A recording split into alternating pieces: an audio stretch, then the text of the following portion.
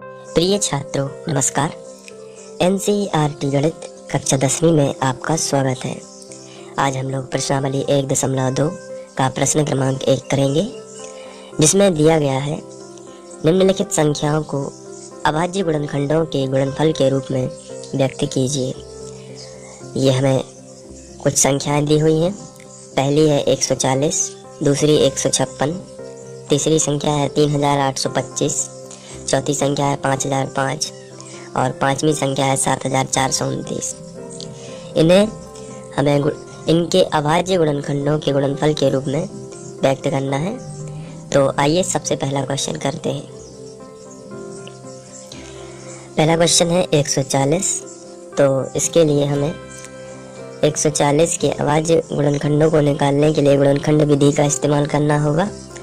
गुणनखंड विधि को आप साइड में कर सकते हैं या रफ में भी कर सकते हैं। तो 140, अगर इकाई अंक 0 है तो आपको 2 से भाग दे देना है। सबसे छोटी संख्या 2 से भाग देना है, और यदि 2 से भाग नहीं जा रहा है तो फिर आपको 3 से देना है। 3 से नहीं जा रहा तो 5 से। इसी तरीके से आपको क्रम बढ़ाते जाना है। तो यहाँ 0 है तो मैं 2 से भाग दूंगा। 2 सत्ते 14 और 0 0 का थे। फिर लास्ट में 0 है इसलिए फिर से 2 से चला जाएगा। तो 2 3 6 बचा 1 हो गए 10। तो यहाँ पर 2 पंचे 10। फिर यहाँ लास्ट में 5 है इसलिए 5 से चला जाएगा। पौने 7 35 और फिर 7 एकम 7। तो 140 के अभाज्य गुणनखंड हमें मिलेंगे। हम यहाँ पर लिखेंगे 140 बराबर 2 गुणित 2 गुणित 5 गुणित 7।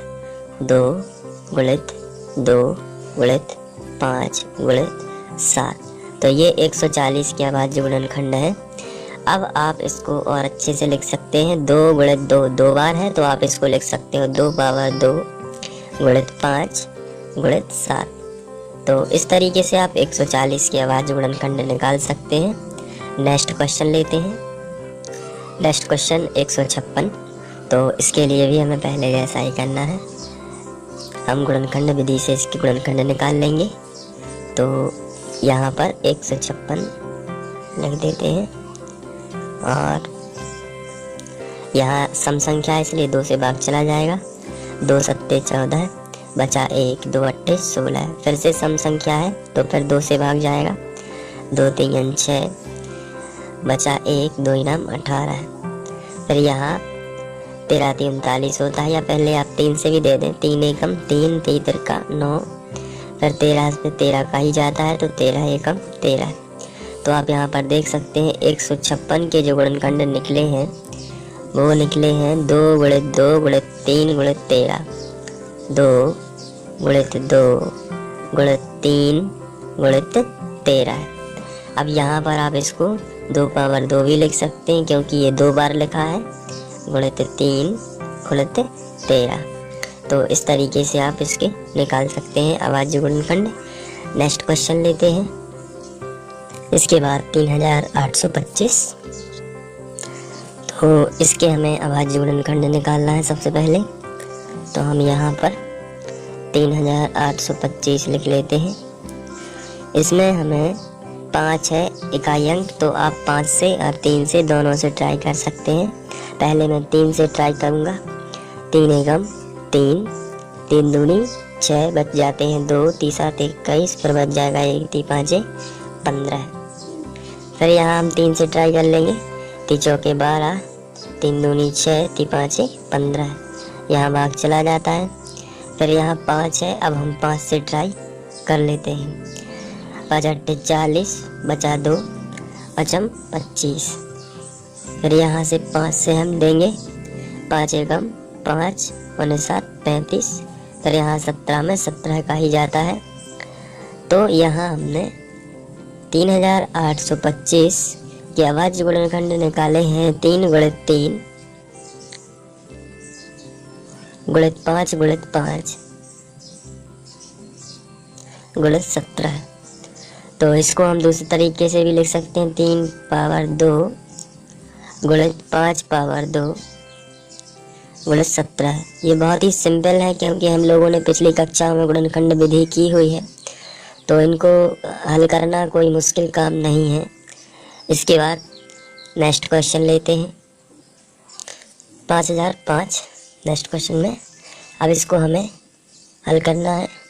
तो 5005 के हम लोग अभाज्य गुणनखंड निकालने के लिए गुणनखंड विधि का इस्तेमाल कर रहे हैं। 5005 लिखते हैं यहाँ पर। इकाई अंक में 5 है इसलिए हम 5 से डिवाइड करेंगे। तो 5 एकम 5, डबल जीरो जो कहते हो, फिर 5 एकम 5, फिर यहाँ आ जाता है 1001। तो इसमें 7 से भाग जाता है, आपको ध्यान रखना है।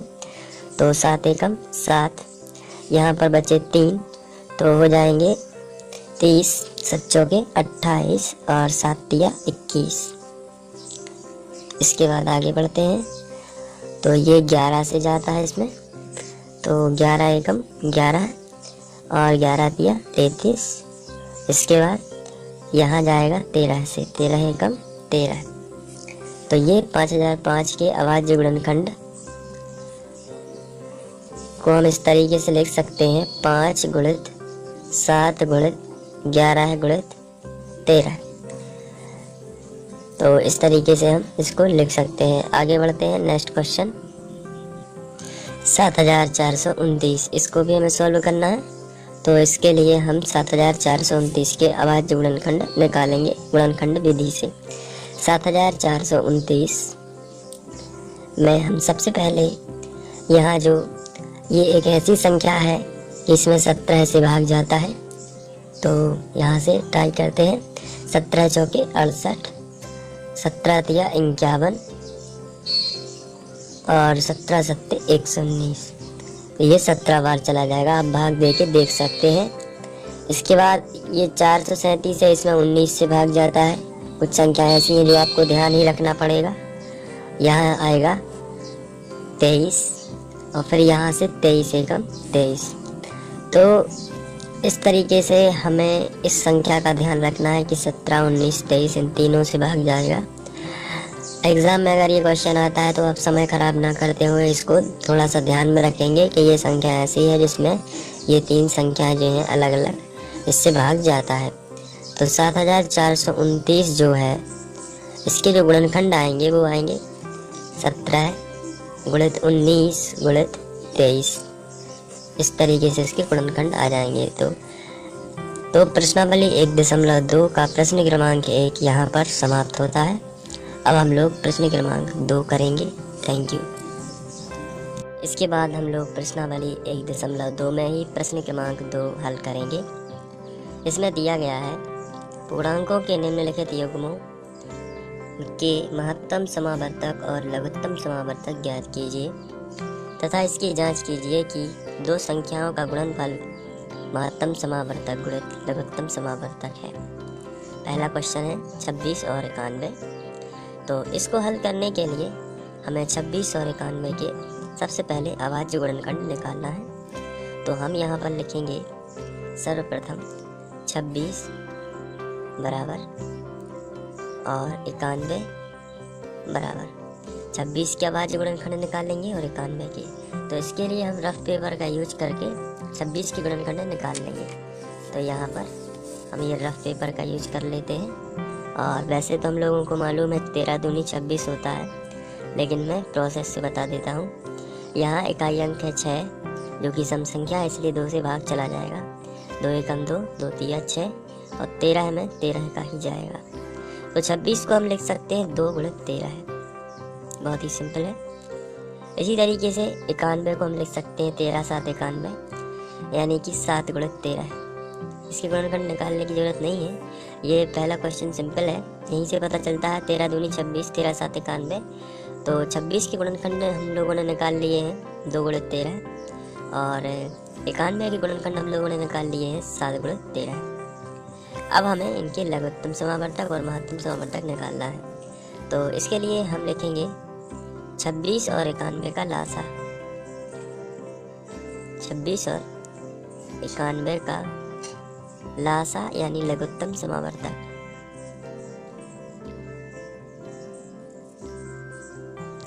और नीचे लिखेंगे 26 और 91 का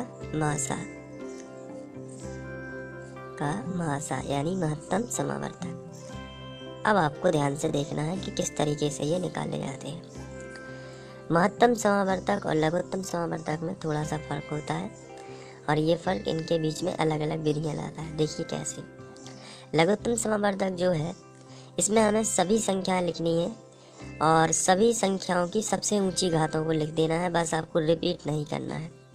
जैसे हमें यहाँ से लिखना शुरू करना है और लिखते जाना है, यहाँ से लिखते जाना है यहाँ तक, लेकिन कोई भी संख्या रिपीट नहीं करना है। बहुत ही सिंपल मेथड है। अगर ये आप पे आने लगी तो आप लघुत्तम समावर्तक और महत्तम समावर्तक में कभी नहीं भूलेंगे।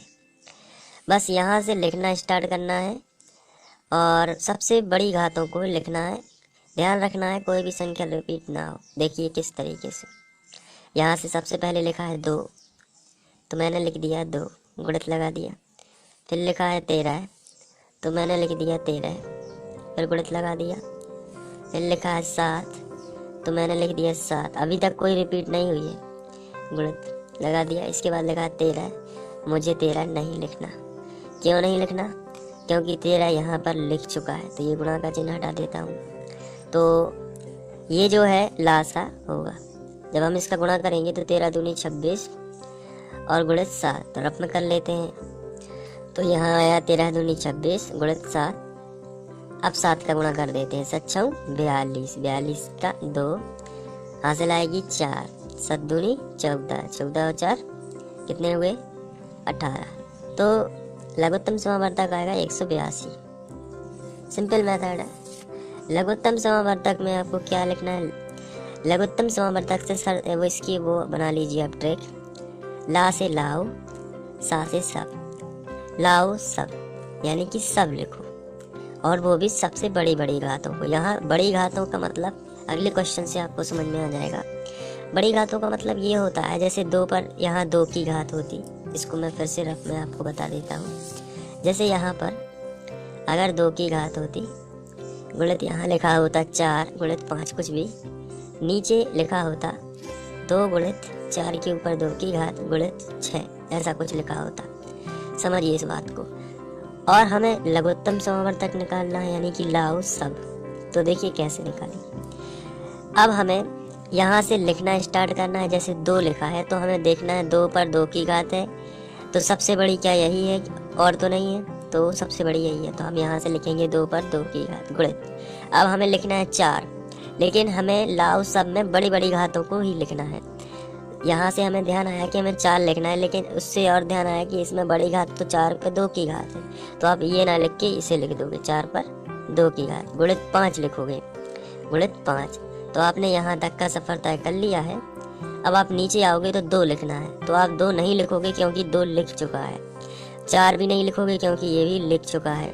गुणित 6 लिख दोगे क्योंकि ये नहीं लिखा है। तो इस तरीके से हम लघुत्तम समावर्तक निकाल लेते हैं। तो हम यदि गणितीय भाषा में बात करें तो अभाज्य गुणनखंडों की सबसे बड़ी घातों को हम यहाँ पर लिखते हैं, लेकिन वो थोड़ी सी भाषा कठिन हो जाती है, इसलिए आप इसी तरीके से समझते जाइए। तो यहाँ पर जो लघुत्तम समावर्तक मैंने निकाला है वो आप ध्यान से देख सकते हैं कि आपको सभी लिखना है और उच्चतम घात। यहाँ 2 की उच्चतम घात 2 ही थी, इसलिए 2 लिखा गया है। गुणित 13 है। आपको नीचे देखना है। जैसे आपने यहाँ पर 2 लिखा तो आपको नीचे देख लेना है कि ऐसे तो नहीं है कि कोई 2 की बड़ी घात हो। अगर कोई 2 की बड़ी घात यहाँ पर होती तो सबसे पहले आप वही लिखते और इसको ना लिखते, फिर ये रिपीटेशन में ना लिखा जाता। जैसे यहाँ पर 13 लिखा है, तो यदि 13 पर यहाँ 2 की घात होती तो ये वाला लिख देते हम यहाँ पर। तो सबसे बड़ी घातों को लिखते जाना है और रिपीट नहीं करना है। बहुत ही सिंपल है। अगले क्वेश्चनों में जब हम करेंगे तो इससे और ज़्यादा क्लियर हो जाएगा। महत्तम समावर्तक में आपको उभयनिष्ठ गुणनखंड की सबसे छोटी घात लिखना है। तो उभयनिष्ठ गुणनखंड क्या है? तो आंसर है 13 है, तो हम उसी को लिख देंगे। उभयनिष्ठ का मतलब जो दोनों में है, दोनों में क्या है? 13 है। तो ये महत्तम समावर्तक निकालना बहुत ही सिंपल होता है। तो इस तरीके से आप लघुत्तम समावर्तक और महत्तम समावर्तक निकाल सकते हैं। अब हमें जाँच करना है कि क्या ये सही है। गुणनफल जो है इनका लघुत्तम समावर्तक और महत्तम समावर्तक के बराबर है। तो यहाँ पर इसमें लिखा गया है, जांच कीजिए कि 2 संख्याओं का गुणनफल महत्तम समावर्तक गुणित लघुत्तम समावर्तक है या नहीं। तो इसके लिए हम हेडिंग डाल देंगे जांच, और जांच में सबसे पहले तो फॉर्मूला ही लिखेंगे। दो संख्याओं का गुणनफल जो हमें दी गई थी, दो संख्याओं का गुणनफल बराबर लघुत्तम समावर्तक गुणित महत्तम समावर्तक। अब दो संख्याओं का गुणनफल क्या है, आइए देखते हैं। दो संख्याओं का गुणनफल, हमें जो क्वेश्चन दिया गया था वही हमारी संख्या है 26 और 91। इनका गुणनफल कर देते हैं तो 26 और 91। और यहाँ भी हम लघुत्तम समावर्तक कितना है हमारा 182, आप देख सकते हैं यहाँ ये लघुत्तम समावर्तक कितना है 182 और महत्तम समावर्तक कितना है 13। तो हम दोनों को लिख देते हैं। अब हम इसका गुणा करेंगे तो देखते हैं कितना आता है। यहाँ पर हम ये एम्प्लायर लगा सकते, तो इसका गुणा कर लेते हैं। आइए रफ में गुणा कर लेते हैं। तो 26 गुणित 91, सबसे पहले 1 का गुणा करेंगे तो 26 ही आएगा। 31 लगा देते हैं यहाँ पर। 9 का गुणा करते हैं, 9 छम 54, 54 की 4, हासिल आ जाएगी 5, 9 दूनी 18, 18 और 5 कितने होते हैं 23, 6, 4 और 2 6 और ये 23 जो कर दूँ कितना आया 23 66। अब इसके बाद जब ये 23 66 आया है, अब हम इन दोनों का भी चेक कर लेते हैं। तो आइए 182 गुणित 13 को भी चेक कर लेते हैं। 182 गुणित 13 है तो 13 दूनी 26 की 6, हासिल आ जाएगी 2, 13 8 104, 104 और 2 106, 106 की 6 और हासिल आ जाएगी 10, 13 एकम 13, 13 और 10 23। ये भी 23 66 आया है तो हम दोनों की तरफ लिख सकते हैं 23 66 बराबर 23 66। इस तरीके से ये बराबर है तो आप लिखोगे जो कि सत्य है, जो कि सत्य है। इस तरीके से आप बड़े ही आसानी से लघुत्तम समावर्तक और महत्तम समावर्तक ज्ञात कर सकते हैं। इसके बाद हम लोग नेक्स्ट क्वेश्चन लेते हैं। इसके बाद नेक्स्ट क्वेश्चन है 510 और 92। तो इसके लिए भी हमें सबसे पहले 510 और 92 की अभाज्य गुणनखंड निकाल लेना है। तो यहाँ पर हम हल करेंगे और 510 के लिखेंगे अभाज्य गुणनखंड और नीचे लिखेंगे 92 की। सबसे पहले हम 510 के लिखेंगे तो यहाँ पर रफ में हम 510 का जो है वो गुणनखंड निकाल लेते हैं। तो यहाँ पर 510 इकाई अंक में 0 है, इसलिए हम 2 से भाग दे देते हैं। 2 दूनी 4, बचा 1 2 पंचे 10, फिर बचा 1 2 पंचे 10। अब यहाँ पर 5 आ चुका है तो हम 3 से भाग दे के देखते हैं। 3 सबसे पहले 3 8 24, बचा 1 3 5 15। अब ये 5 से जाएगा 17 पौने 85, फिर ये 17 एकम 17। तो इस तरीके से हमें 510 के जो अभाज्य गुणनखंड मिले हैं उन्हें हम लिख लेते हैं। ये है 2 गुणित 3 गुणित 5 गुणित 17, इनको हम लिख सकते हैं। अब यहाँ कोई रिपीट नहीं हुआ है तो हम घात लगाकर नहीं लिख सकते, इसी तरीके से लिखेंगे। इसके बाद हम 92 के अभाज्य गुणनखंडों को निकाल लेते हैं। तो यहाँ पर हम 92 के लिए भी निकाल देते हैं। 92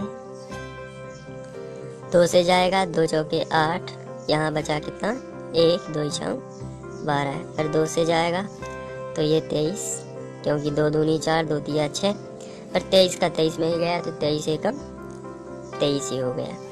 यहाँ पर हम लिखेंगे 92 के गुणनखंड आए हैं 2 गुणित 2, तो हम इस पर 2 की घात लगाकर लिख सकते हैं क्योंकि ये रिपीट हो गया है, और गुणित 23 आपको इसी तरीके से करना है। अब हमें 510 और 92 का लासा निकालना है और उसके बाद 510 और 92 का मासा निकालना है, यानी कि लघुत्तम समावर्तक और महत्तम समावर्तक। अब लासा निकालने की विधि मैंने आपको पहले बताई हुई है कि सभी को लिखना है, बस रिपीट नहीं करना है। यहाँ से शुरू होना है, शुरू से, और सबको लिखना है, रिपीट नहीं करना है, और उच्चतम घातों को लिखना है। आपको ध्यान रखना है ये बातें, सबको लिखना है, उच्चतम घातों को लिखना। अब कैसे याद आएगा कि लघुत्तम समावर्तक में ही सबको लिखना है कि महत्तम समावर्तक में ही सबको लिखना है? तो मैंने एक छोटी सी ट्रिक बताई, लघुत्तम समावर्तक में ही सबको लिखना है, क्योंकि इसका मतलब होता है लाओ सब। लाओ सब, ला से लाओ, सा से सब। तो आपको ध्यान आ जाएगा कि इसी में लिखना है। अब हम शुरू करते हैं। तो हमने यहाँ से शुरू किया 2, तो हमने देखा कि ऐसा तो नहीं कि कोई 2 की घात एक्स्ट्रा हो जो इससे ज़्यादा बड़ी हो। तो हमने नीचे देखा तो हाँ हमें मिल चुकी है। इससे अच्छा इसको लिखो, क्योंकि इसे ज़्यादा से ज़्यादा चाहिए, क्योंकि लाओ सब। तो हम इस 2 को ना लिख के 2, इसकी उच्चतम घात क्या है 2 पावर 2, इसको लिखेंगे गुणित। इसके बाद फिर यहीं से आगे बढ़ेंगे। ये हो चुका है। अब 3 की उच्चतम घात तो नहीं है क्या, तो यहाँ पर ये 23 लिखा है, नहीं है तो हम 3 को ही लिखेंगे। इसके बाद 5 को लिखेंगे, 5 है तो नहीं उच्चतम घात, नहीं है तो 5 यही आएगा, यही सबसे उच्चतम घात मानी जाएगी। फिर 17 की उच्चतम घात तो नहीं है, तो नहीं है तो 17 ही लिखा जाएगा। इसके बाद यहाँ पर ये लिख चुका है, रिपीटेशन बिल्कुल भी नहीं है, लागू होगी यहाँ पर।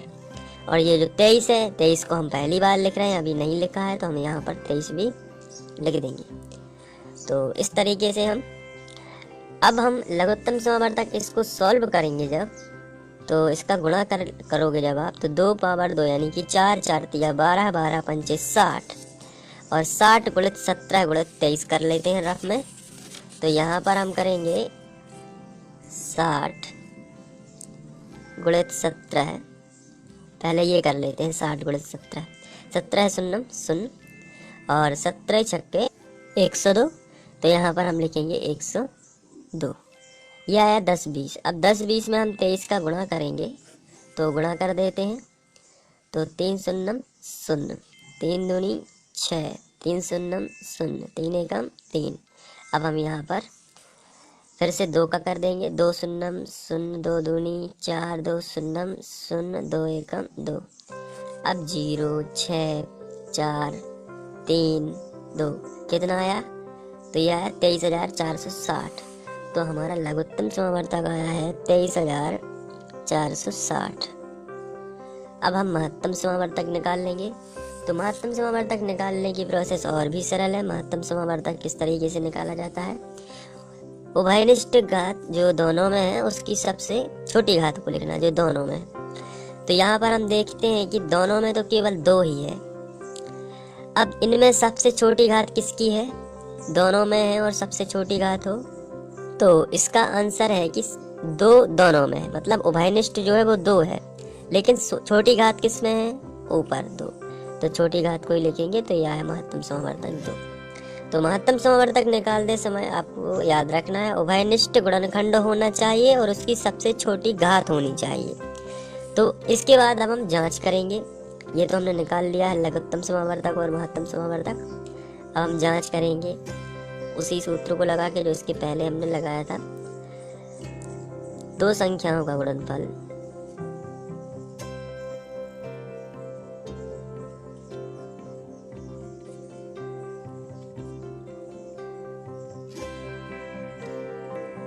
बराबर लघुत्तम समावर्तक गुणित महत्तम समावर्तक।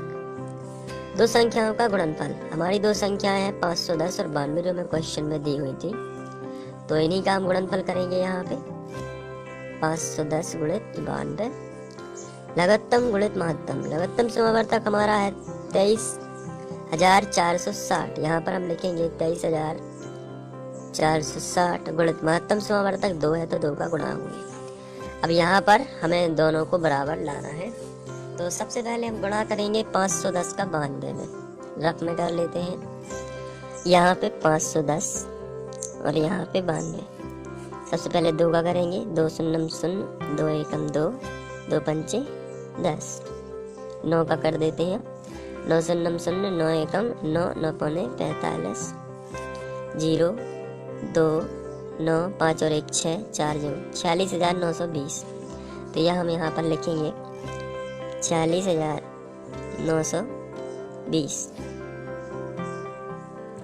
यहाँ पर कर देते हैं। तो 23,460 गुणित 2, 2 शून्य शून्य, 2 छः 12 की 2, हासिल में आएगी 1, 2 चौके 8 और 1 9 और 2 तिया 6, 2 दूनी 4।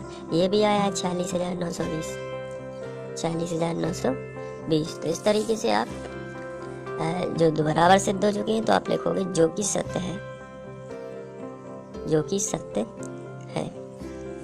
तो अब हम लोग इसके बाद तीसरा क्वेश्चन करेंगे इसका। इसके बाद 336 और 54 जो है, इसका हमें लघुत्तम समावर्तक और महत्तम समावर्तक ज्ञात करना है। तो इसके लिए हम 336 जो है इसके अभाज्य गुणनखंड निकालेंगे, वो भी गुणनखंड विधि से। तो आइए इसको रफ में करते हैं।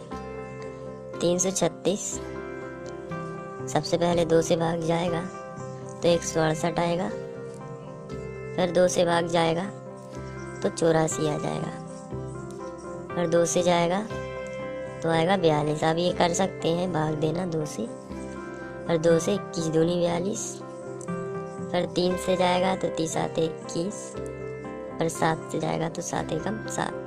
तो इस तरीके से हम 336 को लिख सकते हैं। अब यहाँ पर देखिए 1 2 3 4 बार 2 आया है तो आप 2 पावर 4 लिख दोगे, और 1 बार 3 आया है तो आप लिखोगे 3 और गुणित में लिखोगे 7। इस तरीके से 54 की निकाल लेते हैं, 54 की अभाज्य गुणनखंड। तो यहाँ रफ में करेंगे 54 को। तो यहाँ से 2 से जाएगा तो 27 दूनी 54 होते हैं, फिर 3 से चला जाएगा 3 नाम 27, 3 का 9, 3 एकम 3। तो यहाँ 2 एक बार आया है, बाकी 3 बार 3 आया है। तो हम इसको लिखेंगे 2 गुणित 3 पावर 3। तो ये हमने इन दोनों के अभाज्य गुणनखंड निकाल लिए हैं। अब हमें दोनों का लघुत्तम समावर्तक और महत्तम समावर्तक निकालना है। तो हम लिखेंगे 336 और 54 का लासा,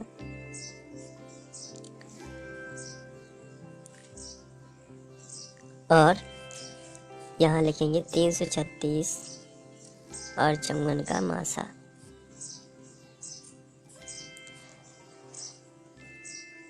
चलिए अब हमारी ट्रिक काम करेगी। यहाँ पर लासा का मतलब होता है लाव सबसे ऊंची घातों को। चलिए यहाँ से स्टार्ट करते हैं। 2 पर 4 की घात ये सबसे ऊंची घात है, क्योंकि यहाँ 1 की घात है, कोई भी नहीं लगी घात, तो ये सबसे ऊंची घात होगी 2 पर 4 की घात। इसके बाद 3 आया है, लेकिन 3 की सबसे ऊंची घात क्या है? 3 के ऊपर 3 की घात, तो इसको ना लिख के इसको लिखना बेटर रहेगा, 3 पर 3 की घात। इसके बाद 7 आया है, 7 तो एक ही है और सबसे ऊंची घात यही होगी, तो इसी को लिख लेते हैं। तो ये हमने, अब इसको हम कैलकुलेट करेंगे रफ में, और जितना आएगा उसको बराबर में लिख लेंगे। चलिए 2 पर 4 की घात है, तो इसका मतलब 2 गुणित 2 गुणित 2 गुणित 2 4 बार होगा। 2 दूनी 4 दूनी 8, 2 दूनी 4 दूनी 8 दूनी 16, तो ये आया 16। अब 3 गुणित 3 है, तो इसको कर देते हैं 3 बार, 3 का 9 दिया 27, तो गुणित में आ गया 27, और गुणित 7 पहले से ही है। तो अब हम इनका गुणा कर लेंगे। तो जब हम इनका गुणा करेंगे तो ये आएगा, इसको हम 3024, मैंने इसका गुणा करके रखा है, अब आप इसका गुणा कर सकते हैं, तो ये इतना ही आएगा।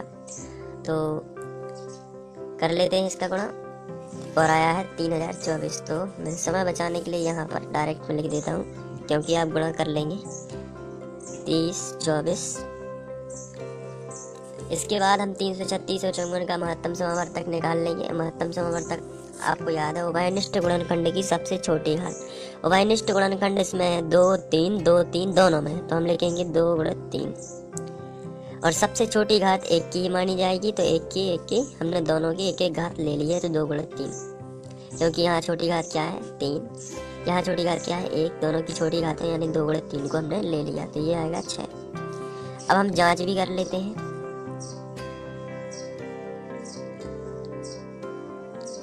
और जांच के लिए फॉर्मूले लगाएंगे, दोनों 2 संख्याओं का गुणनफल बराबर